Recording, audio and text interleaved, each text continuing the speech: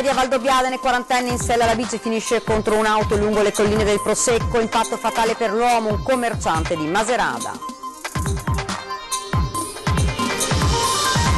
Una vettura con a bordo 2 ventenni esce di strada e si schianta contro una palazzina a Follina, 2 feriti ma miracolosamente vivi.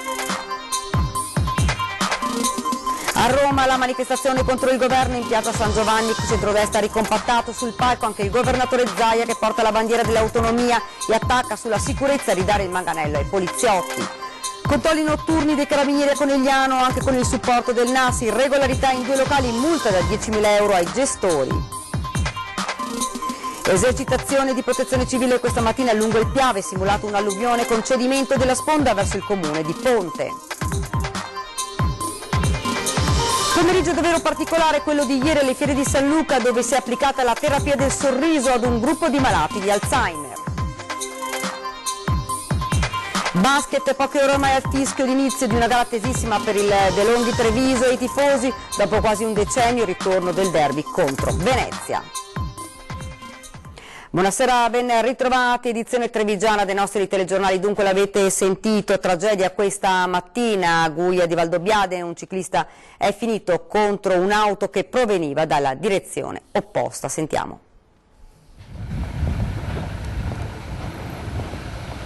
È uscito fuori dalla sua corsia, questo è il problema, ed è andato a sbattere con la testa addirittura contro il film di Libia della macchina che è qui a questa altezza qui, quindi non si capisce come mai deve essere, può darsi che sia stato colpito anche da un infarto, da un malore, da un qualcosa, non si sa. Le parole di un residente che è subito accorso per aiutare il ciclista, una tragedia che si è consumata lungo via Madeana a Guia poco prima delle 10:30, una strada questa frequentata dagli amanti delle 2 ruote soprattutto durante il fine settimana, ed oggi Massimiliano Baro, 40 anni di Maserada, aveva deciso di fare un giro tra le colline del Prosecco, probabilmente stava rientrando quando in curva è forse scivolato finendo contro la macchina di una coppia di bellunesi. Il ciclista scendeva giù da Combai e qui un'altra auto risaliva dalla sua corsia e questo qui ha perso il controllo del mezzo ed è andato a sbattere prima per terra e poi addirittura contro la macchina. Sul posto sono arrivati gli uomini del suo M118 che hanno tentato l'impossibile per strappare il 40enne dalla morte, ma Massimiliano non ce l'ha fatta, troppo gravi le ferite riportate. La dinamica del drammatico incidente al vaglio della polizia stradale. Massimiliano faceva parte dell'associazione ciclistica UCS Ottavio Zuliani, era un commerciante ed abitava con la moglie a Maserada, una coppia molto conosciuta e stimata da tutta la comunità.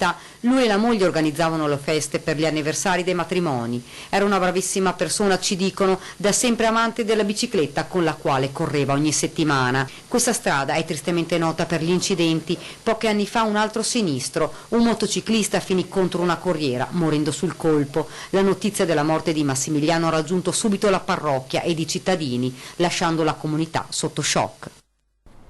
E tragedia sfiorata nella notte a Follina, dove poco dopo le 4 una berlina di colore bianco si è improvvisamente schiantata contro una palazzina in piazza 4 novembre. L'impatto è stato molto violento, tanto che il mezzo ha subito danni ingenti a tutta la parte anteriore, mentre entrambi gli occupanti 22 anni sono rimasti feriti.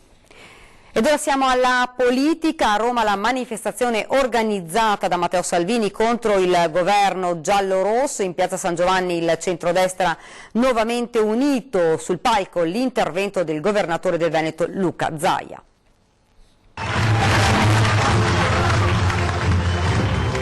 Il governatore del Veneto Zaia sale sul palco di piazza San Giovanni e come prima cosa appoggia sul leggio la bandiera dell'autonomia con il leone di San Marco, vessillo che poco dopo, al termine degli interventi dei suoi colleghi presidenti, esibisce nuovamente davanti alla folla romana. Autonomia che qui nella grande manifestazione voluta da Matteo Salvini contro il governo giallorosso entra solo simbolicamente, restando invece fuori dagli interventi ufficiali. Né Zaia infatti né il governatore lombardo Fontana ne parleranno dal palco.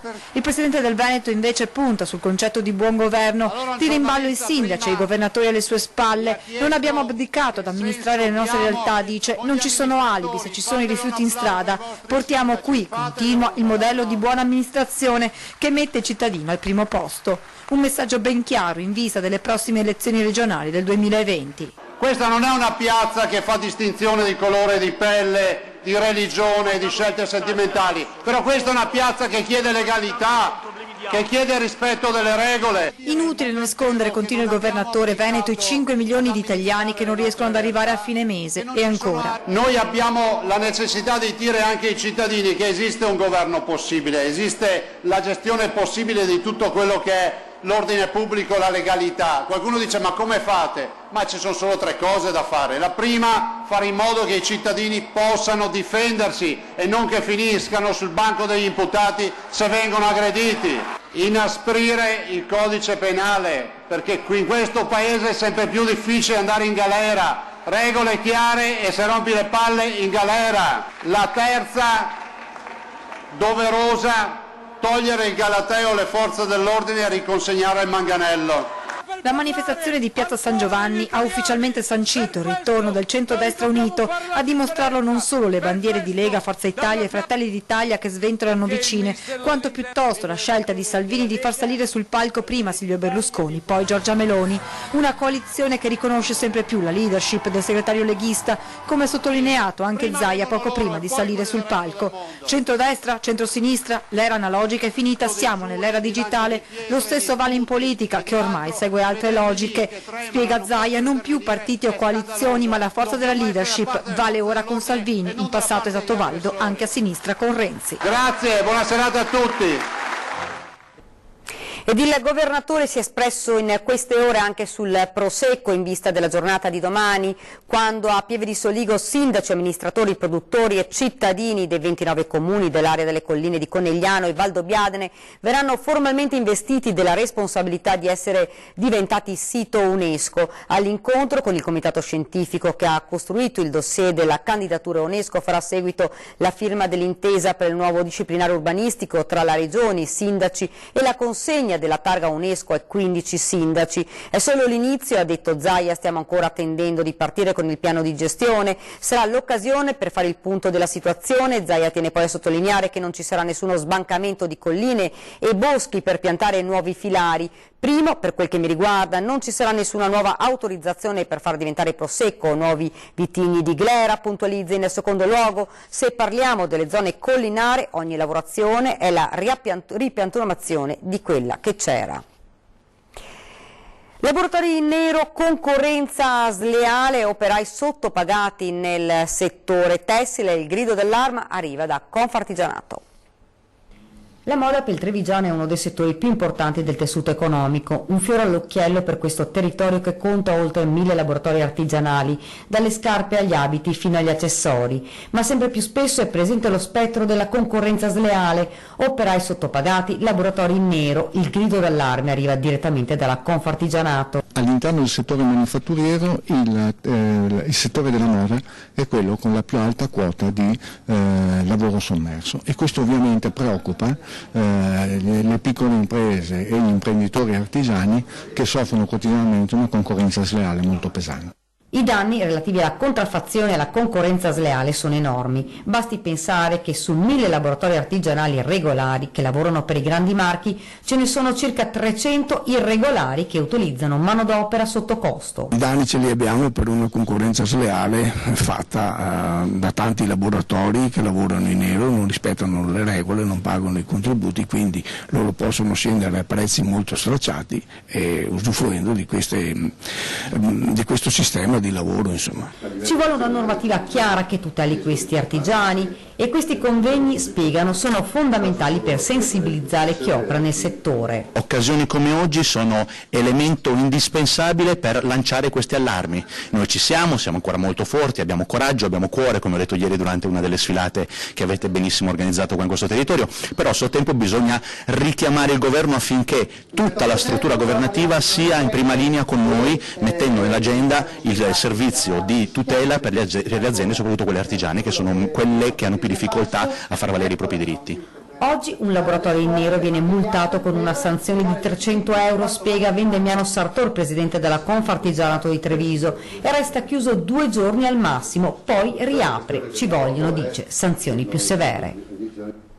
Continuiamo con la cronaca, controlli a tappeto a Conegliano da parte dei carabinieri col supporto anche dei militari del Comando Tutela Salute. Il blitz è scattato nella tarda serata, nel Merino sono finiti 2 locali della centralissima via 20 settembre dove sono state riscontrate irregolarità igienico-sanitarie. Ai 2 titolari dei locali sono state quindi comminate sanzioni amministrative per un totale di 10.000 euro. Non solo, ma sono stati identificati 2 addetti non contrattualizzati in violazione alle norme in materia di tutela del lavoro. Ed ora siamo alla sanità, è una vera e propria task force, quella che il Dipartimento di Prevenzione dell'ULSS 2 della Marca sta organizzando per contrastare l'influenza in arrivo. Sono 140.000 le dosi di vaccino già acquistate dall'ULSS Marca Trevigiana per una campagna anti-influenzale che si preannuncia da record. L'intenzione del Dipartimento di Prevenzione del resto è quella di coinvolgere un numero sempre più elevato di cittadini, anziani e malati cronici innanzitutto. L'obiettivo dichiarato è quello di arrivare al tetto del 64% di over 65 contro il dato del 53 registrato la scorsa stagione. L'anno scorso abbiamo vaccinato 102.000 persone con più di 65 anni su 192.000 e abbiamo somministrato ulteriori 23.500 dosi a persone con patologie croniche o a personale sanitario.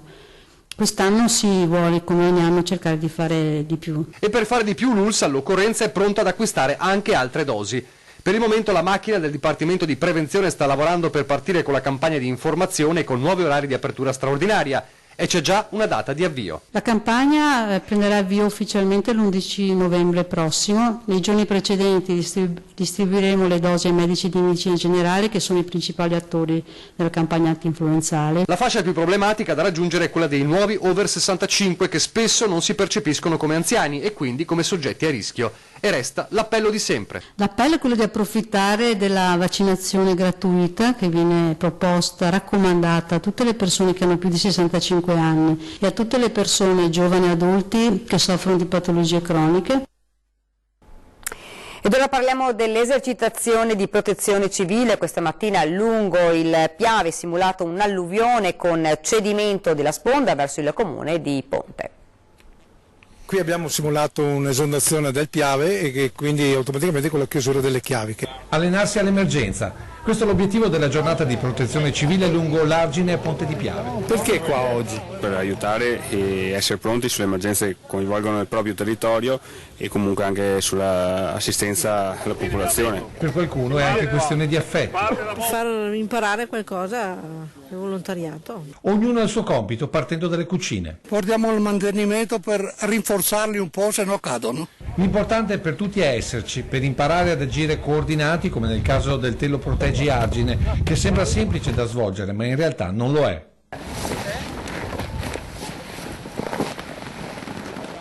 Per questo ci si allena sotto gli occhi dei professionisti dell'emergenza che alla fine danno i voti. Il motivo per cui noi siamo qui è per dare anche il nostro apporto, essendo per dei professionisti, potendo valutare con un occhio un po' più critico alcune operazioni, soprattutto per la loro sicurezza. I sindaci, primi responsabili della protezione dei propri cittadini. È fondamentale, come è fondamentale la loro formazione, ed ecco perché questo è importante farlo soprattutto nell'area dove questo può accadere. A sostenere anche economicamente l'iniziativa è la provincia di Treviso. Noi abbiamo una grandissima fortuna che è il volontariato, quindi il nostro volontariato è la nostra risorsa e quella è la nostra benzina. Poi le strutture ci sono, bisognerebbe avere più risorse per la loro manutenzione. Una giornata intensa con relativa pagella. Già il fatto di aver portato qua 300 volontari da tutta la provincia di Treviso per noi è la base per avere la sufficienza. Anche il dibattito sui parcheggi tra i temi affrontati ieri sera, 20 e 10 ospiti capogruppo di Lega e PD in comune, Riccardo Barbisan e Stefano Pelloni, e proprio da quest'ultimo è arrivata una proposta su Piazza Duomo. Io voglio lanciare una sfida al consigliere Barbisan, perché non proviamo a pensare a un referendum sul futuro di Piazza Duomo in cui coinvolgere la città. Secondo me i cittadini sarebbero interessati su questo dibattito, pensare che la Piazza Duomo della città di Treviso sia un vero e proprio parcheggio con una 60ina di posti auto. Io non so i nostri concittadini in quale altra città italiana possono trovare la Piazza del Duomo cittadino piena di posti auto. C'è una grande famiglia, Benetton, che sta investendo fortemente in quell'area, ci sono altri cittadini che stanno investendo. Secondo me rendere più attrattivo il centro storico passa molto, la sfida dell'attrattività del centro storico passa molto anche da Piazza Duomo. Renderla pedonale non significa tagliare i parcheggi, significa spostare i parcheggi. Secondo me un posto per spostare questi parcheggi era al parcheggio Cantarane. Noi la città l'abbiamo coinvolta durante un grande momento di ascolto che è stato quello della campagna elettorale, nella quale poi abbiamo sottoposto il nostro programma elettorale, i cittadini che hanno votato. Nel nostro programma elettorale non c'era la pedonalizzazione di Piazza del Duomo. Il referendum non sono contrario, devo dire sommessamente che le uniche operazioni di grandi parcheggi fuori le mura sono state fatte dalla Lega, il Miani ne è un esempio, il Dal Negro ne è un esempio. Se noi vogliamo pensare a pedonalizzare la città, l'abbiamo sempre detto, e qualcosa come Lega siamo gli unici che l'hanno fatto, abbiamo portato questi due grandi parcheggi a ridosso delle mura di Treviso. Pomeriggio davvero particolare quello di ieri alle Fiere di San Luca per alcuni malati di Alzheimer. L'esperienza è stata di utilizzare l'intera area come parco sensoriale.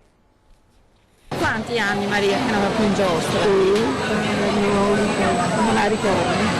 Ed è per questo che Maria è tornata sulla giostra panoramica, per cercare di ricordare. Non è una frase fatta, ma la realtà di una malattia terribile, quella che cancella la memoria. Maria, come molte altre persone seguite dall'ISRA, ha l'Alzheimer e le Fiere di San Luca per un giorno sono diventate quasi una terapia per il piccolo esercito arrivato in pullman nel pomeriggio dedicato a loro. È un momento dove dovete sentirvi ancora come avevate 20 anni, in mezzo alle giostre, in mezzo alle fiere, al profumo della frittella, per condividere momenti di gioia come avete fatto con quella grande 3 giorni dell'Alzheimer Fest. In quel caso l'esperimento terapeutico è stato allestire un piccolo circo con acrobati, orchestra e clown, non solo per far divertire i pazienti, ma soprattutto per stimolare il più naturalmente possibile i ricordi. Del resto da tempo a Santa Buona una stanza sensoriale è stata allestita con lo stesso scopo. E allora si è detto, perché non passare da una stanza ad un intero parco sensoriale, in un percorso tra luci, suoni e profumi? E stando ai sorrisi, il divertimento per questi pazienti non è mancato accanto a qualche ricordo di giovinezza. E se non a tutti l'atmosfera delle fiere ha riacceso qualcosa, quella che non è mancata è l'ironia, come ci ha insegnato così la nostra protagonista Maria. Se che dico a mio figlio, è più vecchia che te vieni e più matta te ne menti. Ed ora ci fermiamo per una piccola pausa pubblicitaria.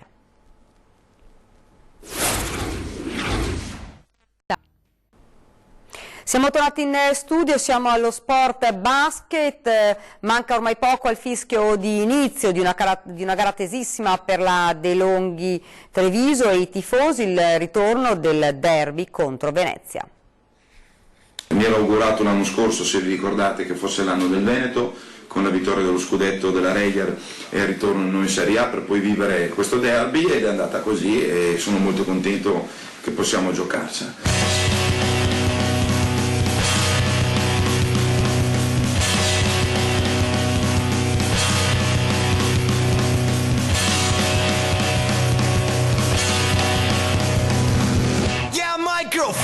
A volte ritornano e se si tratta di derby è un ritorno da grandi attese. Treviso contro Venezia ed è inevitabile ritornare agli storici Benetton-Reyer dagli anni 80 in poi, fino all'ultimo scontro nel 2012 in un Palaverde che all'epoca era casa di entrambe le squadre.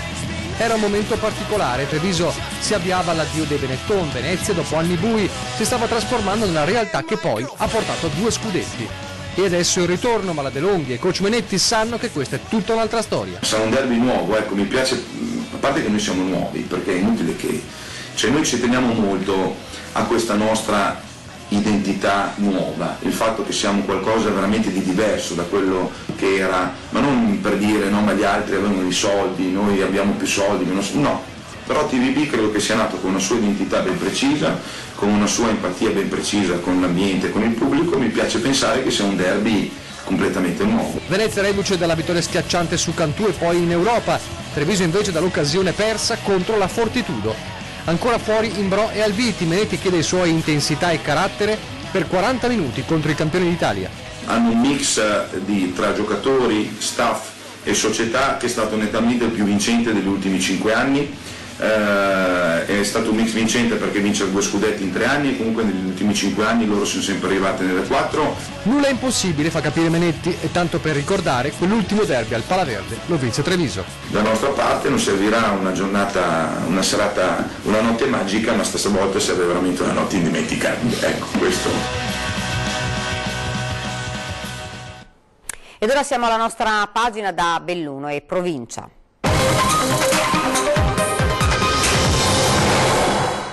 Lunedì prossimo saranno consegnati i lavori per l'avvio del cantiere alle storiche scuole Gabelli di Belluno. Tira un sospiro di sollievo l'associazione dei cittadini che si è battuta per il recupero della scuola. Apre il cantiere per il recupero della scuola Gabelli di Belluno, chiusa da 10 anni. Lunedì la consegna dei lavori al pool di imprese che si sono aggiudicate l'appalto per oltre 6 milioni di euro. A far suonare il primo campanello d'allarme il 18 ottobre del 2007 lo sfondellamento del solaio di copertura, pericoloso certo, ma che non modificava minimamente la capacità statica della struttura. Vennero fatti interventi urgenti e la scuola poté riaprire i battenti. A fine anno scolastico 2009 un secondo crollo e il timore che questo generasse malessere fra i genitori fece decidere per una chiusura ipso facto di tutta la scuola, della palestra e del giardino. La chiusura del 2009 solleva molte perplessità, anche perché si era già avviato un percorso di recupero. Quello che è accaduto è stato un male, perché chiudere questa scuola ha significato per anni lasciarla abbandonata all'incuria, con infiltrazioni da un tetto che non era stato sottoposto a un completo rifacimento dell'impermeabilizzazione, quindi certamente un degrado che costerà molto oggi alla città di Belluno. Un percorso irto di ostacoli oltremodo lungo, costato complessivamente qualcosa come 10 milioni di euro. Marco Rossato è un ingegnere strutturista, ma prima ancora è stato genitore di bimbi che hanno frequentato la storica scuola della città e per questo è stato promotore dell'Associazione Cittadini per il recupero delle Gabelli, di cui è presidente. L'avvio dei lavori è stato accolto con soddisfazione. Dà un senso al lavoro, alla passione, all'impegno dei soci della nostra associazione, ma anche di tutte le associazioni che in questi 10 anni hanno fatto con noi a riallacciare, perché questo è il problema per cui noi siamo nati come associazione, quel legame che oggi rilega i cittadini di questa città di Belluno con la storia della scuola Gabelli e di Pierina Boranga. La tappa finale sarà l'ultimazione, collaudo, la restituzione dell'edificio alla scuola Gabelli che nel 2014, unica scuola in Italia, è stata inserita dal FAI nell'elenco dei luoghi del cuore. Quello che a noi interessa in realtà è che questa torni a essere la scuola cittadina di Pierina Boranga, quella che negli anni 40, 50, 60 era la scuola che faceva scuola non solo in Italia ma anche fuori d'Italia. L'auspicio dell'associazione è che in futuro la Gabelli torni ad essere una scuola di innovazione, ricerca e formazione, nel segno dell'esperienza pedagogica ed educativa di Pierina Boranga. A Belluno per la terza volta si celebrerà la giornata del dialogo interreligioso islamo-cristiano e per la prima volta l'iniziativa si estende fuori provincia.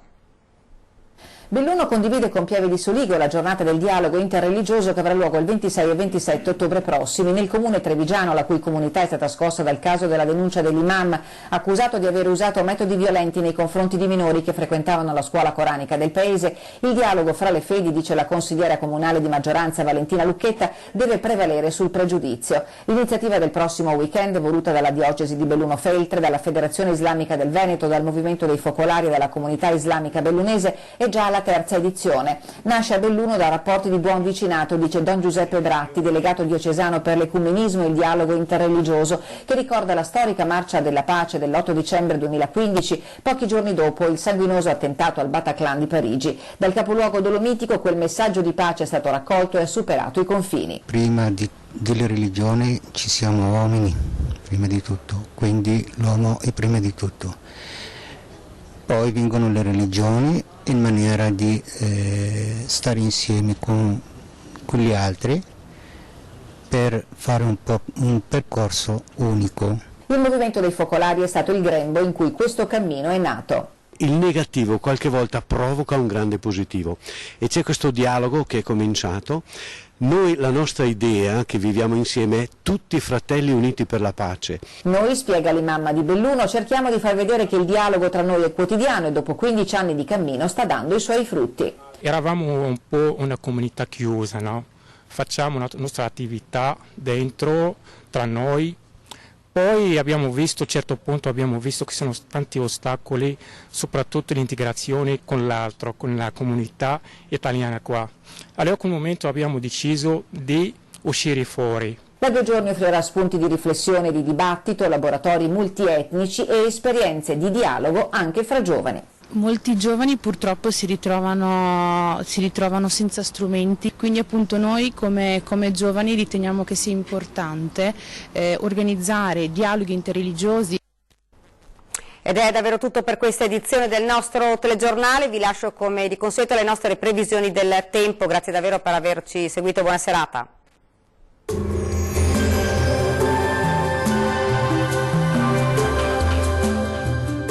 Tonus Laboratorio del Piede, centro altamente specializzato nella costruzione di plantari su misura, dedica nuove tecnologie di rilevazione dei carichi posturali per dare voce alla filosofia di benessere che lo caratterizza. Benvenuti al Meteo. Sarà una domenica all'insegna di un tempo generalmente asciutto, anche se non si esclude qualche fenomeno. Vediamo dove nel dettaglio. Sul Veneto in prevalenza sarà soleggiato con cielo al massimo poco nuvoloso, salvo per occasionali annuvolamenti sui rilievi dove sarà possibile anche qualche piovasco in giornata. Temperature minime tra 13 e 16 gradi, massime in lieve aumento, oscillanti tra i 19 e i 24 gradi. Ci spostiamo ora sul Friuli Venezia Giulia con occasionali acquazzoni sui monti, vedete, mentre altrove sarà asciutto e soleggiato. Temperature minime tra 14 e 17 gradi, valori massimi compresi invece tra 19 e 20 gradi. Ci spostiamo infine sul Trentino Alto Adige dove avremo qualche piovasco sparso, tuttavia alternato a spazi maggiormente asciutti e soleggiati. Temperature minime sui 14 gradi, massime sui 17 gradi circa. Dal meteo per ora è tutto, grazie per l'attenzione e arrivederci.